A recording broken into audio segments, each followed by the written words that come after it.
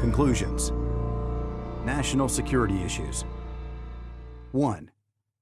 International drug trafficking organizations are a threat to U.S. national security. Our government must first acknowledge the threat and then establish a more coherent and consistent strategy for dealing with it. Hearings before the Subcommittee on Narcotics and Terrorism established that the international drug cartels constitute a serious threat to the national security of the United States and, indeed, to the stability of many of our friends in the Western Hemisphere. In the United States, illegal narcotics exact enormous costs in terms of increased crime, lower economic productivity, and general health problems. In Latin America, the cartels not only create social and economic instability as a result of their operations, they have also demonstrated the capability to undermine government institutions through corruption and violence. The drug cartels are multinational in scope and operation. In many instances, such as in the case of Colombia, they use the sovereignty of foreign governments as a shield to protect themselves from law enforcement activities directed at their operations. In the past, when the United States has pressed for action on such matters as the extradition of cartel leaders, the traffickers have been able to demonstrate through the use of corruption and violence that there is a price to be paid for cooperation between governments on criminal and legal matters. The scale of the cartels' operations and the dimensions of their economic, political, and military power make these organizations far more dangerous than any criminal enterprise in U.S. history. They have access to sophisticated weapons and intelligence. They have fielded their own armies and even have entered into alliances with a variety of revolutionary groups and military institutions in the hemisphere. In many respects, they have taken on the attributes of sovereign governments. The United States government needs to recognize the enormous threat these organizations pose to the vital national interest of our country. The government should consider how to utilize more effectively the various political, economic, and, if need be, even military options in order to neutralize the growing power of the cartels. 2. In the past, the United States government has either failed to acknowledge or underestimated the seriousness of the emerging threat to national security posed by organized drug traffickers. The reasons for this failure should be examined by the Senate Select Intelligence Committee in conjunction with the Senate Foreign Relations Committee to determine what steps should be taken. The operations of the drug cartels in the 1980s exceeded the scope of all previous organized criminal behavior. The subcommittee received testimony detailing how cartel leaders rented islands in the Bahamas for use as transshipment points for cocaine coming in the United States, and how drug-related corruption within the Haitian military during recent years opened up another major transit point in the Caribbean. The judicial system in Colombia has been subjected to such violent assault, it's almost impossible to find a judge who will approve imprisonment or extradition for major cartel figures. By late 1984, the Medellin cartel, in particular, consolidated an important relationship with General Manuel Antonio Noriega of Panama. That relationship became one of the most significant developments for the cartel in a country whose stability and security has long been considered of vital national interest to the United States. Intelligence reporting on narcotics issues has been marginal and woefully inadequate. The intelligence reports reviewed by the subcommittee failed to focus on the scope of the drug crisis, the political and economic power of the cartels, or the threat the narcotics trade posed to regional U.S. interests. It appears the operations of the cartels too often have been viewed as an adjunct to what has been perceived as the more important issue of East-West conflict in the region. Law enforcement officials and prosecutors during this period have far too often focused only on individual cases and rarely considered the issue of narcotics trafficking in the broader context of national security. However, there appears now to be a greater appreciation within the law enforcement community on this dimension of the problem than there is within the foreign policy and national security apparatus of our government. In sum, each agency with a responsibility for waging the war on drugs has focused on its own tasks and set its own priorities. This not only has affected the ability of the federal government to wage a coordinated strategy for dealing with the problem, but also in the establishment of differing criteria by which individual agencies view the cooperation of other countries in the drug effort. Because of the implications of this failure for American intelligence as a whole, the subcommittee urges the Select Committee on Intelligence to review the process by which intelligence regarding narcotics is brought to the attention of government officials. The Select Committee on Intelligence also should determine if preconceived definitions of what constitutes a national security threat prevented the delivery of effective and timely intelligence reporting about narcotics trafficking. Federal priorities. 3. The threat posed by the cartels should be given a major priority in the U.S. bilateral agenda with a number of countries, including Panama, the Bahamas, Haiti, Colombia, Peru, Bolivia, and Paraguay. It should be among the most important issues with a number of other countries, including Mexico and Honduras. The subcommittee hearings demonstrated that in some bilateral relationships, such as the case of the Bahamas, policy priorities of the United States, including law enforcement, were neither clearly defined nor regularly reviewed. In other relationships, such as the case of Panama, drug enforcement was considered but viewed as less important than other foreign policy objectives. The members of the subcommittee believe that narcotics-related issues should be given a high priority within the State Department. U.S. ambassadors should receive clear instructions on the importance of narcotics-related issues in the countries to which they are assigned. The ambassadors should, in turn, regularly report to the State Department on the host government's responsiveness, or lack thereof, in dealing with this problem. The department should signal clearly that our government places the highest priority on diminishing significantly the effectiveness and power of the cartels. While joint eradication efforts, such as those being undertaken in Bolivia and Peru, are positive signs of the willingness of other governments to assist us in the war on drugs, these efforts can only promote marginal results. Eradication is essentially a war on small farmers struggling to meet the basic needs of their families. Extradition of major drug leaders and cooperation in diminishing the capability to launder money will have a much more significant impact in curtailing the power of the cartels. 4. In order to convey to other countries the seriousness with which the United States regards the drug issue, the President should convene a summit meeting of Latin American leaders to ratify a coordinated strategy for dealing with narcotics trafficking, money laundering, and related economic problems. A summit meeting of the United States and our Latin neighbors would signal that the United States considers curtailing international narcotics trafficking to be of vital national and hemispheric interest. Such a meeting also should be a forum for the discussion of economic issues, which must be addressed as an essential component of any solution to putting the cartels out of business. U.S. economic assistance to the region is dwarfed by the amount of money the drug cartels can bring to bear in influencing the region's politics and economies. The United States must accept this reality and begin to assist creatively in developing long-term economic solutions for Latin America. A meaningful debt relief program for many Latin countries is an obvious first step. Covert activity issues. 5.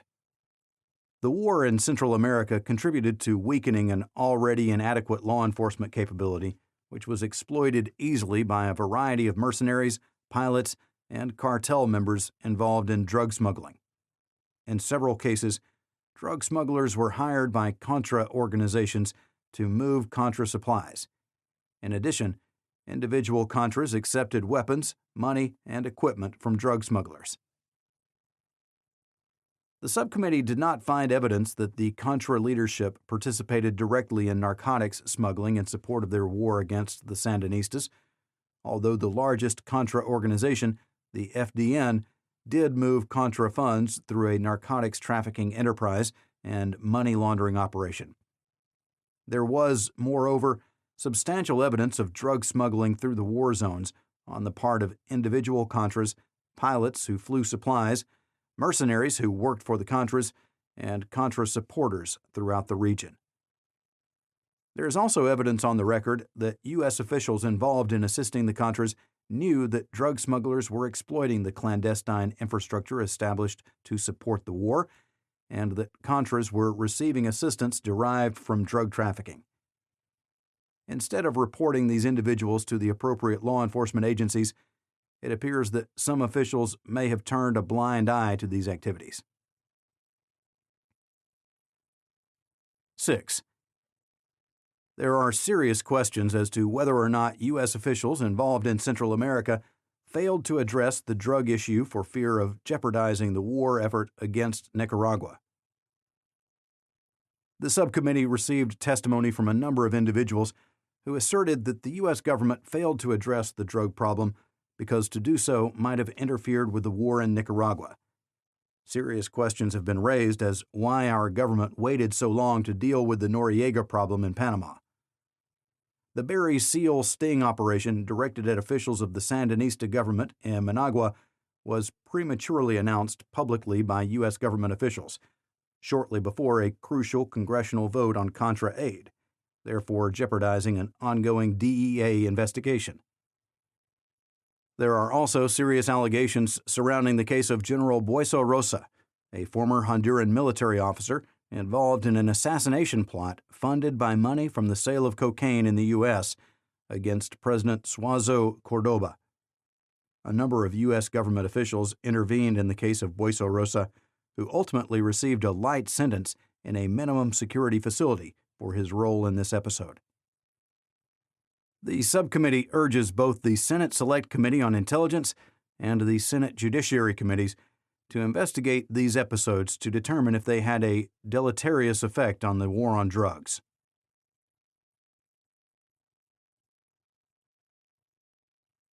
Seven. The subcommittee testimony of Frank Camper raises questions as to what various military intelligence units knew about illegal activities.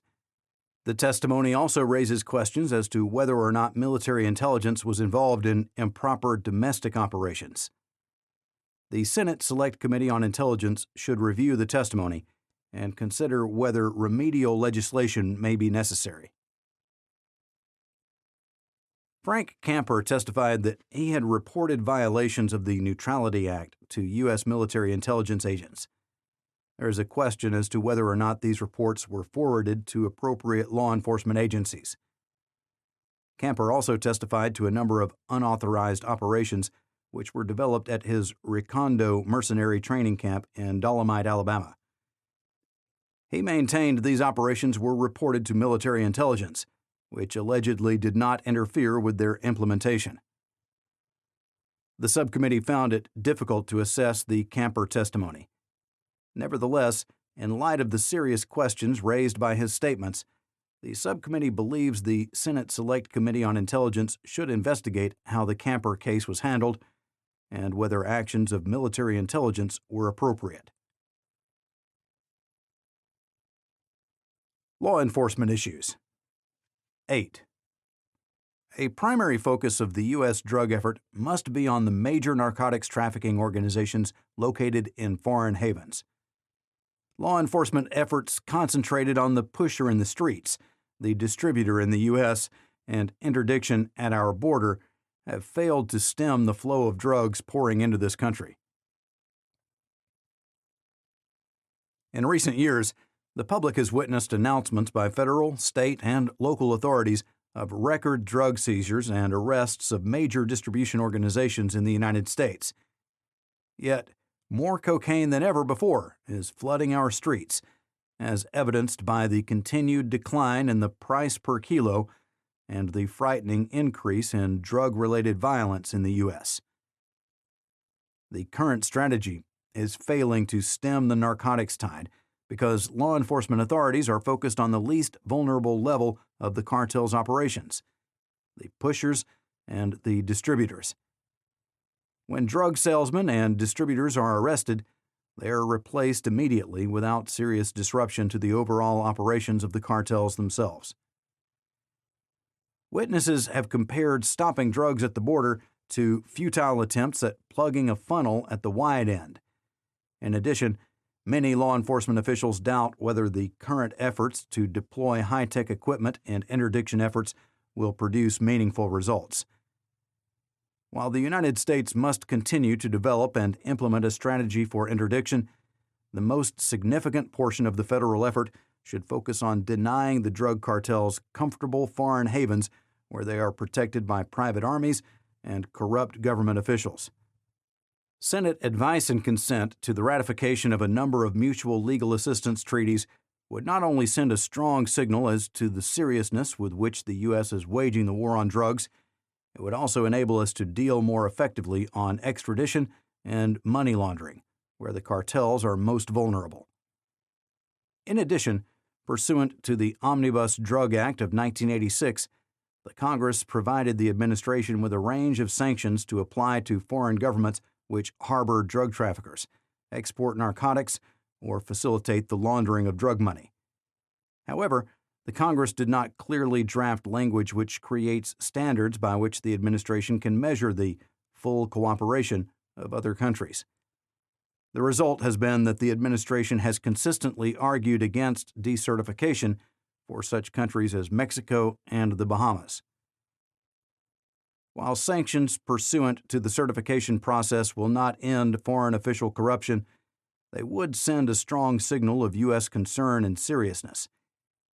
Members of the subcommittee urged the Foreign Relations Committee to again review the certification process and to work with the executive branch to develop clearer standards and a more coherent definition of full cooperation. 9. The President should deny customs pre-clearance for any country identified as a narcotics source or transit country by the U.S. Department of State in its annual International Narcotics Control Strategy Report, which does not fully cooperate with the U.S. in anti-drug efforts. In the Bahamas, Canada, and Bermuda, the United States provides pre-clearance to foreign visitors. In addition, a number of Caribbean nations are currently asking the U.S. to be considered for pre-clearance. Under pre-clearance, persons entering the United States are checked by customs in the foreign country, rather than when they land in the United States. Some foreign nations, especially in Latin America and the Caribbean, prefer pre-clearance because it facilitates tourism and the movement of people to and from the United States generally. The Immigration and Naturalization Service also prefers pre-clearance, principally because it allows INS to exclude persons without a valid right of entry before they arrive in the United States. By contrast, the Customs Service has expressed concerns about pre-clearance because if any contraband is found, it remains in the foreign country and the person who is carrying it is handled by its law enforcement system rather than that of the United States. For example, the subcommittee received testimony that drugs seized in the Bahamas by customs officials of that country were later sold to other narcotic smugglers. Accordingly, the subcommittee believes that the overall U.S. policy of pre-clearance needs to be reevaluated in major drug transit countries with a substantial record of official corruption or a law enforcement system that has proven inadequate to combat narcotics trafficking in the United States. The United States should consider ending customs pre-clearance in the Bahamas to force that government to reconsider its approach and attitude toward narcotics trafficking. 10. The existing distrust and competition between law enforcement agencies working on the drug problem and agencies working in the national security arena must be resolved. Ways must be found to make it possible for law enforcement agencies to have access to national security intelligence information. In testimony before the subcommittee, It was apparent that members of both the law enforcement and the intelligence communities regard each other with suspicion, if not outright distrust. The intelligence community is legitimately concerned that the information it provides to law enforcement agencies, particularly sources and methods, could be eventually disclosed in court proceedings. The primary concern of the intelligence community is, therefore, to protect its sources and methods in gathering intelligence which could be critical to successful prosecutions. It is incumbent upon the executive branch of the government to devise a mechanism whereby a useful intelligence product can assist law enforcement efforts in the war on drugs. A workable system for protecting classified information, particularly as it relates to sources and methods in the criminal justice setting, must be developed. This issue should receive the serious attention of the Select Committee on Intelligence and the Judiciary Committee, as well as by the new National Director of Drug Policy. 11. U.S. law enforcement agencies should devote more attention to counterintelligence to prevent drug dealers and organizations from penetrating their operations. The subcommittee received extensive testimony detailing the manner in which the cartels have penetrated U.S. law enforcement operations at home and abroad. Janitorial and clerical workers have been bribed for access to files. Low-level officials have been bribed to find out the disposition of ships and aircraft. Law enforcement radio frequencies have been monitored, and police and federal agents have been placed under surveillance. The narcotics trafficking organizations leave nothing to chance.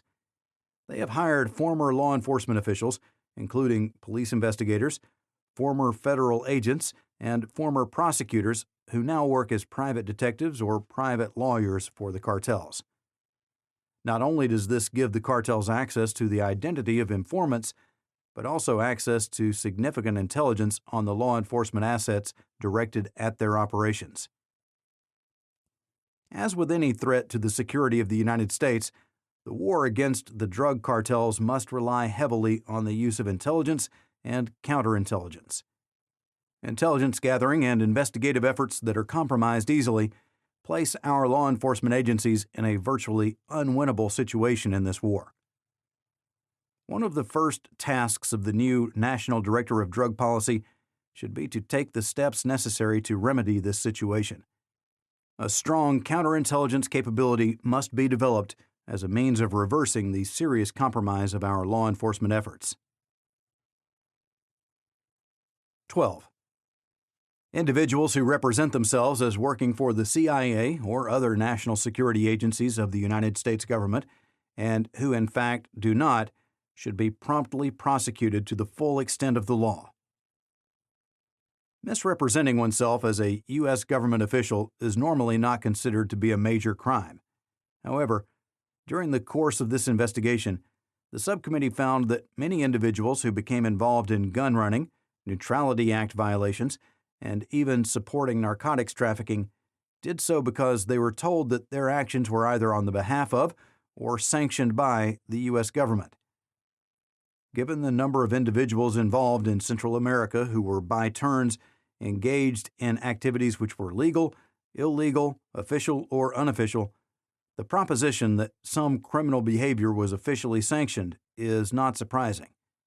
It is evident that many individuals took advantage, particularly of the Contra effort, for personal gain, while representing that they were either working directly for the U.S. government or undertaking activities with the approval of officials in Washington. The subcommittee recommends that the Judiciary Committee develop legislation to provide civil and criminal penalties relating to such misrepresentations. Prosecutions of individuals who so misrepresent themselves could serve as a deterrent to others who may unwittingly become involved in illegal activities they think are officially sanctioned by our government. 13.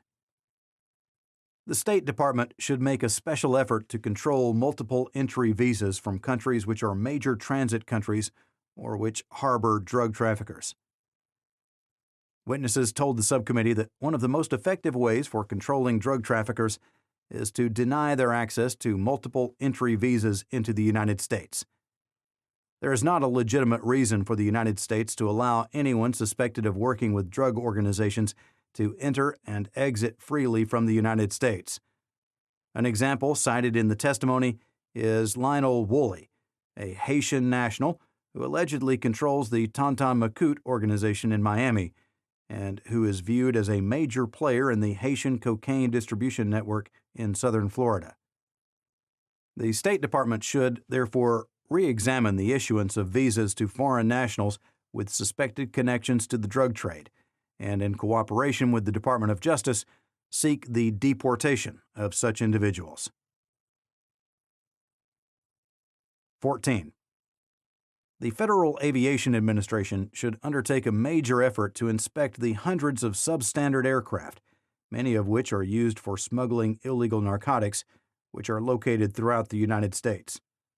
Those aircraft which do not meet FAA specifications should be grounded immediately. Former narcotics pilots testified before the subcommittee that many of the planes they used to fly their illegal cargoes into the United States were substandard. The subcommittee staff also inspected numerous aircraft used by smugglers that could not even come close to meeting FAA standards. The planes were not maintained, their instrumentation was inoperable, and the required logbooks were not kept. One plane, Vortex's famous N22VX, crashed a month after it was discussed in the hearings, killing the pilot and the crew. The members of the subcommittee believe that if the FAA closely inspected these aging cargo planes each time they appeared at the ramp of a U.S. airport, many would be removed from service permanently. Such an inspection program would make it more difficult for the smugglers to use legitimate airfields and airports in this country. 15. The use of criminals in undercover operations should be limited to intelligence gathering for criminal investigations. Otherwise, our government risks allowing criminals to continue profiting from their illegal activities on a freelance basis, while using their government connection as a cover. It is an accepted fact that for a drug trafficking informant to be useful, he must be involved in the narcotics business. Undercover operatives provide an easy and effective way to gather information and evidence. The danger, however, is that too many informants operate independently of their handlers. While law enforcement agencies are able, in large part, to control informants, national security agencies have a more difficult task because of the need to protect an entire operation. The subcommittee encountered deliberate efforts by criminals to cover their illegal activity through their association with law enforcement and government undercover activity. When an individual criminal supposedly working for the government is arrested for criminal acts, the CIA defense is often raised. According to prosecutors, the defense has become especially commonplace in South Florida and is frequently successful. However, the subcommittee believes that the pursuit of legitimate foreign policy objectives should not require any agency of the United States government to assist a drug smuggler in any way. 16. Drug traffickers, money launderers, and their criminal enterprises should not receive federal contracts, either by inadvertence or design. Such contracts can be used by drug traffickers or other criminals both as a means of supporting and legitimizing criminal activity. The subcommittee found that the State Department contracted with 4 companies controlled by drug traffickers to provide goods and service to the Contras in 1986. The State Department also entered into negotiations with one of these companies on its own behalf after the company had been identified by the FBI as the headquarters of a major narcotics conspiracy. In each case, federal law enforcement agencies had information from more than one source that the companies were significantly involved in narcotics trafficking. The payment of funds by the State Department to drug traffickers while they were under investigation by law enforcement or already indicted is compelling evidence of our government's failure to coordinate the war on drugs. The subcommittee believes that the State Department should institute procedures to ensure that all of its contracts are reviewed by federal law enforcement agencies to ensure that public funds are not given to drug traffickers for State Department contracts in the future. Money laundering issues. 17. The Treasury Department should begin negotiations on gathering deposit information on large foreign U.S. dollar deposits, as authorized by the 1988 Omnibus Drug Bill. The ability to launder large quantities of U.S. currency is essential to the success of the major narcotics smuggling organizations. The subcommittee believes that tracking the drug money and aggressive steps to prevent the movement of large amounts of cash are the most effective and efficient ways to damage the cartels. To operate on a global scale, the Colombian cartels rely on banks willing to accept large deposits of U.S. currency while maintaining the anonymity of such transactions.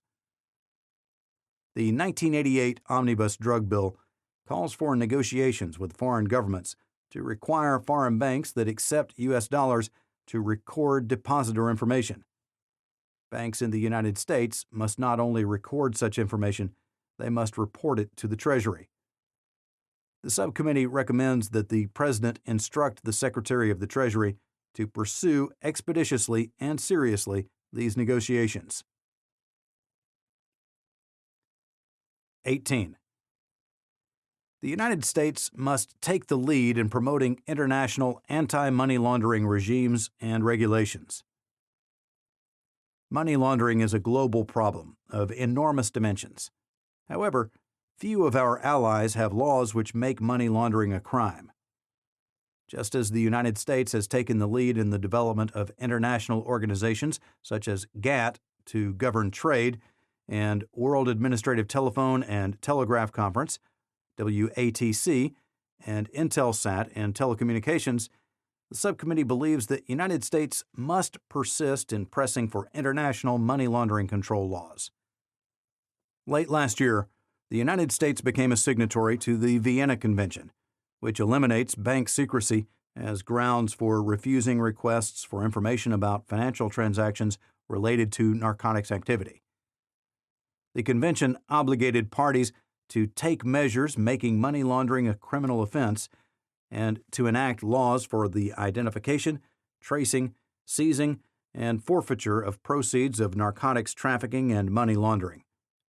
In addition, the U.S. supported the adoption of the Basel Committee's Statement of Principle for the prevention of the use of banking systems for the purpose of money laundering. The U.S. government needs to follow up these initiatives with support for detailed international standards to inhibit money laundering and to facilitate the prosecution and extradition of narcotics money launderers.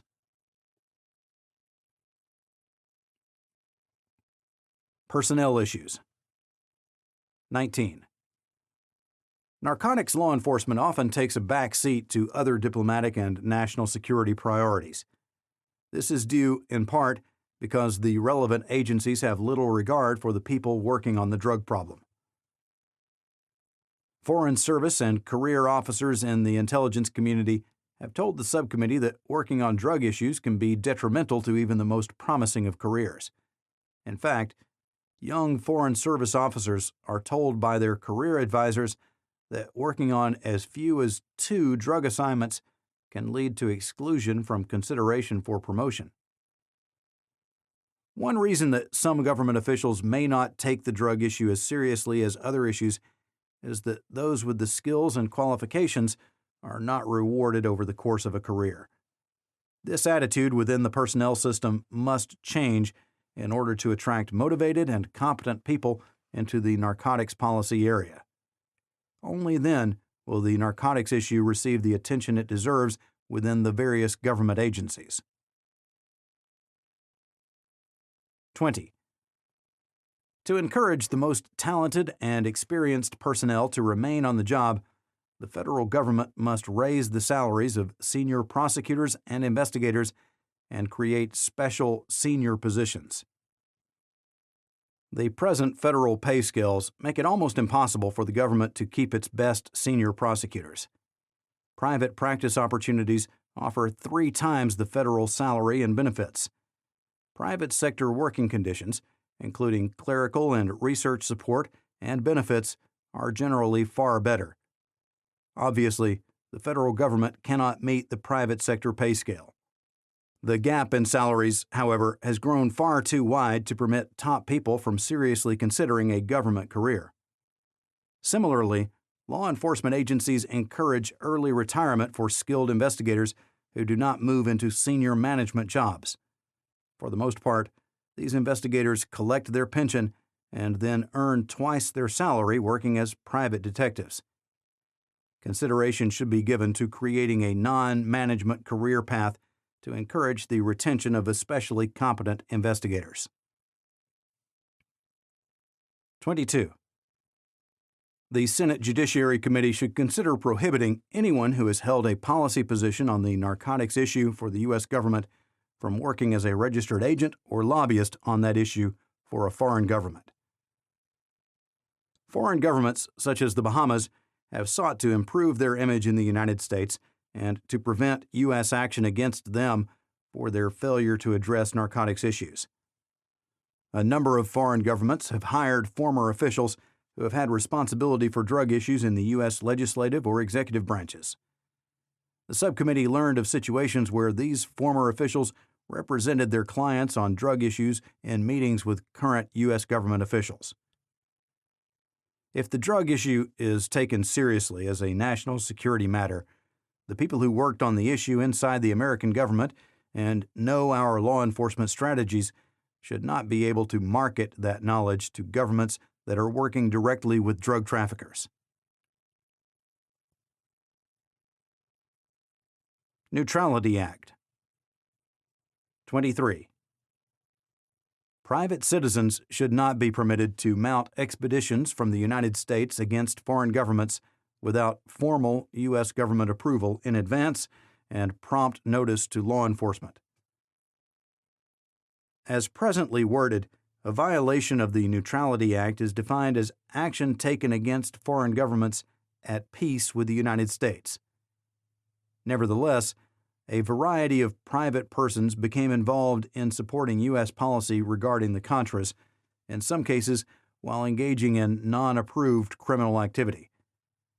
The result was a situation in which it became increasingly difficult for various governmental entities, including law enforcement agencies and the Congress, to determine what activities were authorized and what were not. In criminal cases brought in South Florida since the Iran-Contra affair, prosecutors and judges have had difficulty proving that freelance activities by American citizens, including gun running, were in violation of the law. The subcommittee believes that private mercenary action must be subject to effective prosecution. A mechanism needs to be established to ensure that law enforcement and other relevant governmental entities, including the Congress, can promptly determine, in fact, whether or not ostensibly private military expedition has been authorized by the United States. The chairman of the subcommittee intends to file legislation addressing a number of these concerns as a companion to this report. This is Our Hidden History.